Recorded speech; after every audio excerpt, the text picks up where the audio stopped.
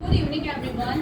આપણી ટીકિકા એકેડમીના માનનીય director sir, principal ma'am, આમંત્રિત મહેમાનો અને વિદ્યાર્થી મિત્રો, હું આપ સૌનું સ્વાગત કરું છું.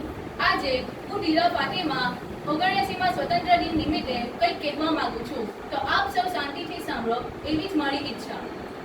અનેકતામાં એકતા એ અમારી શાન છે. અનેકતામાં એકતા એ અમારી શાન છે. એટલે જ કહેવાય છે કે ભારત મહાન છે. 15મી ઓગસ્ટ આપણો સ્વાતંત્ર્ય દિન સેંકડો વર્ષોની અનેક પ્રકારની ગુલામીમાંથી મુક્ત થવાનો પવિત્ર દિવસ.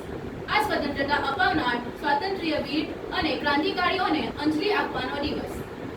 ભારતને અંગ્રેજોની ગુલામીમાંથી મુક્ત કરવા માટે ગાંધીજીએ સત્યાગ્રહની લડત શરૂ કરી હતી. એમાં પ્રજાએ પણ પૂરો સાથ આપ્યો હતો.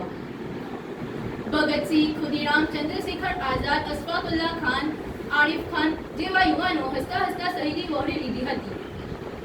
છેવટે 15મી ઓગસ્ટ 1947ના દિવસે આપણને આઝાદી મળી અને આ દિવસને આપણે સ્વતંત્રતા દિન તરીકે ઉજવીએ છીએ.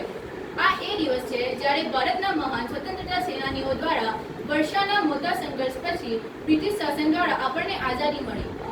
ભારતને આઝાદી અપાવવામાં આપણે તે મહાન નેતાઓને યાદ કરીએ છીએ જેમણે ભારતની આઝાદી માટે પોતાની આહુતિ આપી હતી.